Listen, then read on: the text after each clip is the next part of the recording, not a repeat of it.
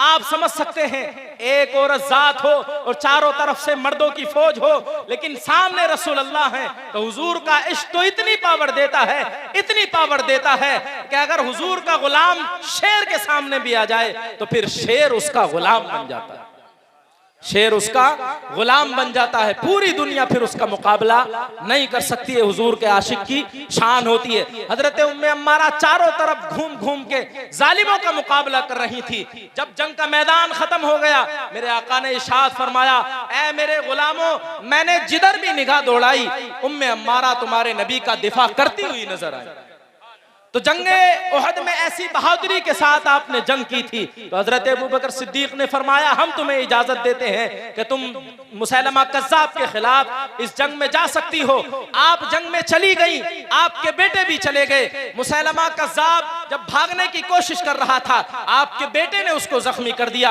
हजरत उम्मे अम्मारा के बारे में तारीख में ये वाकयात भी आते हैं कि जब आपने मुसैलमा कज़्ज़ाब की शक्ल को देखा तो आप सोच सकते हैं जवान बेटे का गम भी मौजूद था। उसने झूठा नबूवत का दावा किया था, उसका भी गम था, उसकी भी तकलीफ थी। पूरे जोश के साथ जब आप उसकी तरफ बढ़ती हैं तो पीछे से आपकी पुष्ट पर, आपके हाथ पर हमले होने शुरू हो जाते हैं। एक हाथ कट जाता है, पूरा शल हो जाता है, इसके अलावा सर भी फटा हुआ है, तकरीबन 11 जख्म जिस्म पर है, औरत जात है, लेकिन रसूल अल्लाह सल्लल्लाहु अलैहि वसल्लम की सच्ची आशिका है। आपकी शान ये है कि जब आप मुसैलमा कज़्ज़ाब तक पहुंचती हैं तो देखती हैं कि वो मरा पड़ा है और आपके बेटे अपने कपड़े से जो है वो खून, तलवार से खून साफ कर रहे हैं। आपने बेटे को देखा, बेटे ने माँ को देखा, तो बेटे ने ये नहीं कहा, ओ अम्मी तुम्हारा सर फटा हुआ है, तुम्हारा तो हाथ भी कट गया है। माँ ने ये नहीं कहा कि बेटा तुम खैरियत से हो, बल्कि बेटे ने माँ से और माँ ने बेटे से कहा कि अल्लाह का शुक्र है कि आज हुजूर का दुश्मन और हुजूर का गुस्ताख मारा। ये हमारी खवातीन की बहादुरी थी, ये शान थी उनकी। मुसलमानों ने कभी दीन का सौदा नहीं किया है। हमारी ये जिम्मेदारी है, हालात कैसे भी हों। रसूल अल्लाह का जब आशिक होता है, हुजूर की अगर कोई नामूस के लिए खड़ा होता है तो हुजूर उसे इतनी दुआएं देते हैं, इतनी दुआएं देते हैं कि पूरी दुनिया का वो सरदार नजर आता है। क्या हैसियत थी गाजी इल्मुद्दीन की। जब 1929 को 31 अक्टूबर को गाजी इल्मुद्दीन को फांसी की सजा दी गई, उसका जुर्म क्या था? जुर्म ये था कि जिस तरीके के ये नरसिम्हा गंध वाले लोग हैं, उस तरीके का एक बंदा था राजपाल, उसने हुजूर के खिलाफ एक किताब लिखी, हुजूर की गुस्ताखी की।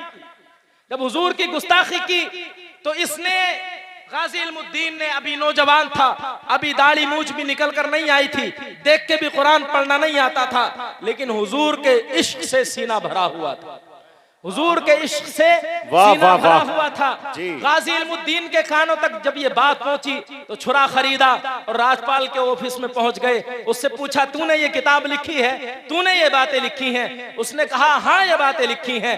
तो आपने जब उसकी जबान से ये सुन लिया तो आपने 3 मिनट के अंदर 27 छुरियां मारी और उसको काट डाला। वहीं बाहर आए, चाकू को धोया, फिर वापस गए कि देखूं कहीं गुस्ताख बच तो नहीं गया हो। मैं ये बात बयान कर रहा हूं, कैमरा भी रिकॉर्ड कर रहा है। हमें कोई बताए कि कौन सी ये संविधान के खिलाफ बात है। जिन लोगों ने हुजूर की इज्जत पे पहरा दिया है, हम उनका तस्करा करते थे, हमेशा से करते रहेंगे। ये मुल्क हमारा है, हमारे बाप का है, हमसे बड़ा ना इस मुल्क का कोई मुहिब्बे वतन है, न कोई वफादार है। मुल्क को हमने नहीं बेचा। अंग्रेजों के साथ गद्दारी, हम अंग्रेजों के साथ वफादारी हमने नहीं की है, अंग्रेजों के कुत्ते हमने नहीं नहला रहे हैं। हमारी तारीख भरी पड़ी है। अल्लामा फजल खैराबादी, जिन्हें अंग्रेजों ने काले पानी की सजा दी थी, जब अंग्रेज आखिरी वक्त में पहुंचते हैं, और अल्लामा फजल खैराबादी ने जो फतवा जारी किया था 1857 में किया था, मुल्क आजाद 1947 में हुआ था, जब किसी के ख्वाब में भी नहीं था कि मुल्क आजाद हो सकता है। उस वक्त हमारे मौलाना सैयद किफायत अली काफी जैसे, अल्लामा फजल खैराबादी जैसे, मुफ्ती इनायत अहमद काकोरवी जैसे तमाम सुन्नी उलमा, वहाबी, सब उन्हीं के साथ थे, अंग्रेजों के साथ थे। इसलिए अपनी कौमों को बताना जरूरी है कि वहाबी न समाज का वफादार है, न दीन का वफादार है। इसलिए आप देखें, एक मिसाल, बात चल पड़ी तो मिसाल दे दूं। अभी जब अडानी का मसला हुआ, अडानी के शेयर नीचे चले गए तो मुल्क की बदनामी शुरू हुई, क्योंकि अडानी के साथ जो है हमारे प्रधानमंत्री और दूसरे जो लोग हैं उनका बड़ा मिलना जुलना रहता है। जब ये मामलात हुए, बदनामी शुरू हुई, तो एक मौलवी को उतार दिया गया जिसका नाम अरशद मदनी है। उससे कहा तुझे इस बहस को खत्म करना है। उसने नया शोशा छोड़ा, अल्लाह और ओम एक है, जो भी जैसा चाहे वैसा कहना शुरू कर दे। ये बात इतनी गलत थी कि गैर मुस्लिमों ने वहीं खड़े होकर रद्द कर दिया कि ये बात हम तस्लीम नहीं कर सकते, ओम और अल्लाह एक नहीं हो सकते। जब ये बात की तो पूरे मीडिया में अब तक भी यही बहस छिड़ी हुई है, अल्लाह बड़ा है कि ओम बड़ा है, अल्लाह और ओम एक है कि नहीं है। पता चला जो मुद्दा था देश की बदनामी का वो खत्म हुआ और इधर मुद्दा आना शुरू हो गया। तो इस तरीके से हर दौर में ये बिकते रहे हैं। अल्लामा फजल हक खैराबादी अहले सुन्नत व जमात से ताल्लुक रखते थे, हजरत उमर फारूक आजम की औलाद से थे। जब अंग्रेजों ने काले पानी की सजा दे दी थी तो आपको पता है तकलीफें कितनी दी जाती थी। एक मुसलमानों का हाल था कि जब मुसलमान हुक्मरान किसी इलाके को फतह करके लोगों को कैद करते थे, उनको खाना भी देते थे, उनका इलाज भी करते थे, उनके सर पे चादर भी रखते थे, कपड़ा भी देते थे। और एक ये जालिम लोग हैं कि जिनका हाल ये है कि हमारे बुजुर्गों के साथ भी इन्होंने यही किया और हमारी कौम के साथ भी यही कर रहे हैं।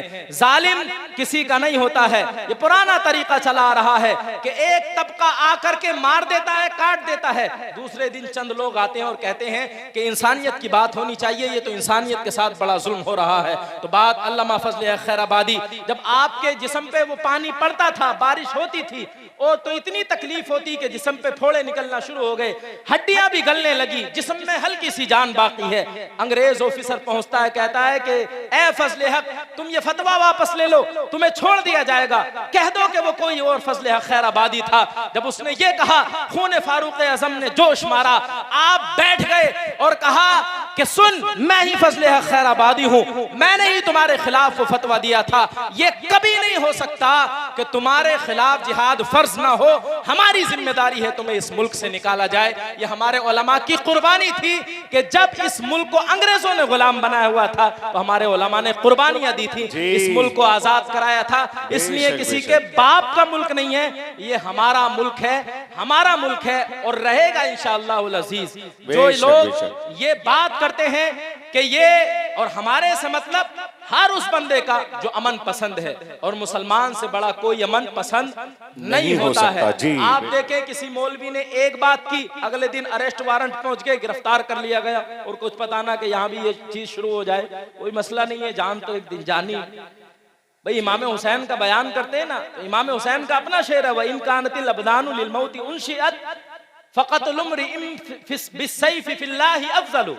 जब ये जिस्म पैदा ही मरने के लिए हुए हैं तो फिर ये इंसान के लिए बेहतर नहीं है कि अल्लाह की बारगाह में तलवार से कट कर के मर जाए। मौत तो वैसे भी आनी है, मरना नहीं है क्या, वैसे भी आनी है, एक दिन मौत आनी है। तो हुजूर की इज्जत की खातिर अगर मौत आ जाए तो फिर इससे बड़ी क्या बात हो सकती है। तो अल्लामा फजल हक खैराबादी ने ये दर्स दिया, तो बता ये रहा था कि इस मुल्क से में हमसे बड़ा कोई अमन पसंद नहीं है और ना हमसे बड़ा कोई मुहिब्बे वतन है। हमने मुल्क के खिलाफ भी अगर एक बात की हो या हमारे उलमा ने, हमारे अकाबिरीन ने, तो कोई साबित करके दिखाए। लेकिन जब जालिम अंधा हो जाता है तो वो जुल्म पर उतर आता है, बगैर किसी जुर्म के गिरफ्तार कर लेता है। आप सोचेंगे एक दो मिसाल, तो मैं मिसाल देता हूँ। हमारे उत्तराखंड में हल्द्वानी में एक वकील साहब के घर पे तरावी होती थी बरसों से, इस बार भी तरावी हो रही थी। कुछ गुंडे लोग पहुंचे, जय श्री राम का नारा लगाते हुए इमाम साहब को भी पीटा, नमाजियों को भी पीटा। अब इमाम साहब और नमाजी और महल्ले के सारे लोग FIR करवाने गए। जब वहां FIR नहीं की तो उन्होंने कुछ नारेबाजी शुरू की।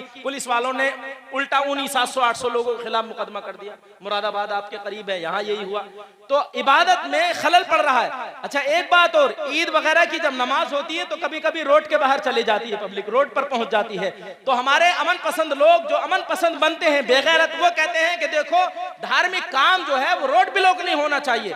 बहुत अच्छी बात है, लेकिन धार्मिक काम आधे घंटे के लिए इबादत हो रही है तो रोड ब्लॉक हो रहा है, किसी का कोई नुकसान नहीं हो रहा। लेकिन आप बताएं कि 10 दिन की कांवड़ी यात्रा के लिए एक एक पूरा हाईवे बंद कर दिया जाता है। आप रिकॉर्ड उठा करके देखें, कई कई हजार करोड़ का नुकसान होता है। हमारे किसी बंदे ने कोई बात की तो तकलीफ उन्हें तुम्हारे रोड पर आने से नहीं है, तकलीफ उन्हें तुम्हारे दीन से है और उसकी पूरी प्लानिंग की जा रही है। पिछले चंद सालों में 10 लाख से ज्यादा लड़कियों को गैर मुस्लिम बनाया जा चुका है, हमारे नौजवानों को गैर मुस्लिम बनाया जा रहा है। कुछ कुछ को जुल्म के जरिए, कुछ को किसी और लालच के जरिए। ऐसे वक्त में जरूरी है अपने बुजुर्गान दीन के दामन से वाबस्ता रहें, उलमाए अहले सुन्नत के दामन से लिपटे रहें, अपने उलमा के करीब रहें, ताकि ये तुम्हारा दीन महफूज कर सके, तुम्हें समझा सके, बता सके। हमारे मुफ्ती साहब यहाँ मौजूद हैं, आप इनकी सोबत में आए तो आपको ये बताएंगे कि हुजूर का इश्क होता क्या है।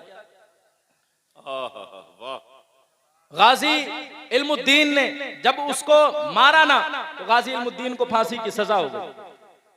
अल्लामा खादिम साहब ने वाकयात बयान किए, इसको एक रिसाला है वो पढ़कर देखा तो उसमें भी ये मौजूद है कि एक दिन माँ गई मिलने के लिए, माँ रोने लगी। भाई माँ माई होती है, तो माँ ने कहा, बेटे को देखा रोई, तो गाजी इल्मुद्दीन ने कहा माँ तुम क्यों रो रही हो? कहा बेटा तू इस हालत में है। तो गाजी इल्मुद्दीन ने कहा माँ तुम कितनी खुशनसीब हो, कितने बच्चे इसलिए जेल में आते हैं कि चोरी की होती है, डाका डाला होता है, लेकिन तुम कितनी खुशनसीब हो कि तुम्हारा बेटा जेल में इसलिए है कि उसने हुजूर सल्लल्लाहु अलैहि वसल्लम की इज्जत पे पहरा दिया। वाह वाह वाह वाह। माँ सुनो, बेशक रात ख्वाब में मुझसे हजरत मूसा, रात मूसा अलैहिस्सलाम मिलने आए, ख्वाब में नहीं जागती हुई हालत में मिलने आए मूसा अलैहिस्सलाम। जब मुलाकात हुई तो मैंने अर्ज किया कि हुजूर इतने जलाली पैगंबर हैं, मुझ जैसे निकम्मे इंसान को आपने मर्तबा अता फरमाया। तो हजरत मूसा अलैहिस्सलाम ने इरशाद फरमाया कि इल्मुद्दीन आज भी जब भी हुजूर की कचहरी लगती है, हुजूर की अदालत लगती है, आज भी हजरत मुजद्दिद अल्फसानी की ड्यूटी हुजूर के पीछे पंखा चलने की है, हुजूर की कचहरी लगती है, आज भी अदालत लगती है कि जब भी हुजूर की अदालत लगती है हुजूर इल्मुद्दीन का जिक्र जरूर करते हैं। तो मैंने रसूल अल्लाह से इजाजत ली कि या रसूल अल्लाह जो इतना बड़ा आशिक है कि आप हर महफिल में उसका नाम लेते हैं, मुझे इजाजत दें कि मैं आज उससे मिलने जाता हूं। जब गाजी इल्मुद्दीन को 31 अक्टूबर 1929 को फांसी के फंदे पे लटका दिया गया, उस वक्त डॉक्टर इकबाल भी जिंदा थे। तकरीबन 13-14 तारीख को, 13-14 दिन बाद डॉक्टर इकबाल पूरे लोगों के साथ पहुंचते हैं, कहते हैं कि अंग्रेजों से कि हमें इनका जिस्म दे दीजिए, लाश दे दीजिए। और डॉक्टर इकबाल को यह वसीयत थी कि अंग्रेज जब लावारिसों के कब्रिस्तान में दफन कर दें तो तुम मुझे मेरे शहर में ले जाकर के दफन कर देना। डॉक्टर इकबाल जब पहुंचते हैं तो अंग्रेज कहते हैं कि हिंदू मुस्लिम हो जाएगी, झगड़ा हो जाएगा अगर हमने लाश दे दिया। डॉक्टर इकबाल फरमाते हैं मुझे सूली पे चढ़ा देना अगर कोई फसाद हो जाए। अपनी शख्सी जमानत दी, लेकर के आए सैयद दीदार अली शाह साहब कादरी। उस वक्त आप हयात थे, पीर जमात अली शाह साहब, इतने बड़े बड़े बुजुर्ग मौजूद थे। जब जनाजा तैयार हुआ, सैयद दीदार अली शाह साहब जब आगे बढ़े तो बेहोश हो गए, नमाजे जनाजा ना पढ़ाई। जब कुछ देर बाद होश आया, लोगों ने कहा कि शाह जी क्या हुआ, क्या पब्लिक देख करके, क्योंकि उस वक्त 1929 में 6 लाख लोग नमाजे जनाजा में थे, पब्लिक देखकर घबरा गए हो।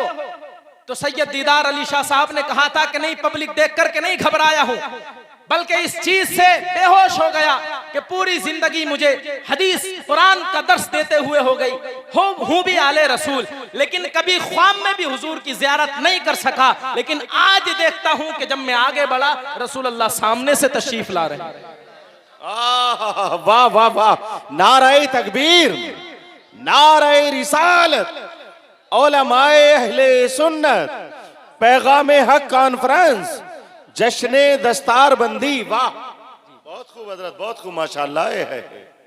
पीर जमात अली शाह साहब ने जब पैर चूमे ना तो करोड़ों मुरीद थे उनके, लेकिन आशिक आशिकी होता है, फिर मर्तबे को नहीं देखता, देखता है कि इसका मकाम क्या।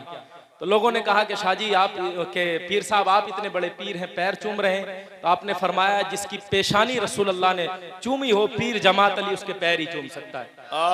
जब आपको कब्र में रखा गया, डॉक्टर इकबाल कब्र के अंदर उतरे और जब उन्होंने बंद खोले तो कहा कि इल्मुद्दीन तूने जो वसीयत की थी कि यहाँ ला के दफन करूं, मैंने वसीयत पूरी कर दी है। मेरी भी एक वसीयत है कि रसूल अल्लाह से मेरा सलाम कहना कि इकबाल बहुत याद करता है। 15 दिन पहले फांसी हुई थी, 15 दिन बाद जिस्म उस कब्र में गया। जब डॉक्टर इकबाल ने यह कहा तो गाजी इल्मुद्दीन ने जवाब दिया कि डॉक्टर साहब कब्र से बाहर जाइए, रसूल अल्लाह तशरीफ ला रहे हैं। तो आशिक की शान तो ऐसी होती है, सुभान अल्लाह, सुभान अल्लाह, आशिक का मकाम तो ऐसा होता है, जवाब नहीं माशाअल्लाह। और जो इन आशिकों से मोहब्बत करे परवरदिगार उसे भी मकाम अता फरमाता है। जो इन आशिकों से मोहब्बत करे अल्लाह उसे भी मकाम अता फरमाता है। अल्लाह ने कुरान में इरशाद फरमाया, इन्नल लदीना युहाद्दून अल्लाह व रसूलहु उलाइका फिल अदल्लीन, बेशक वो लोग जो अल्लाह उसके रसूल की मुखालफत करते हैं पूरी कायनात में सबसे ज्यादा जलील वही लोग। जलील आप नहीं है, गर्चे आपके पास पैसा भी नहीं हो, आप कैद में भी हो, जेलों में भी हो, फिर भी जलील आप नहीं है। जलील वो है जो अल्लाह उसके रसूल की मुखालफत करता है। आप अपनी किस्मत पर नाज करें कि परवरदिगार ने आपको सुन्नी बनाया है, सुन्नी घरानों में पैदा फरमाया है। अपने दीन की हिफाजत करें, अपने अकीदे की हिफाजत करें, हालात कुछ भी हो जाए हमेशा हक का साथ दें और हक पर कायम रहें। अल्लामा डॉक्टर इकबाल ने कहा था कि तकदीर उमम क्या है कोई कह नहीं सकता, मोमिन की फिरासत हो तो काफी है इशारा।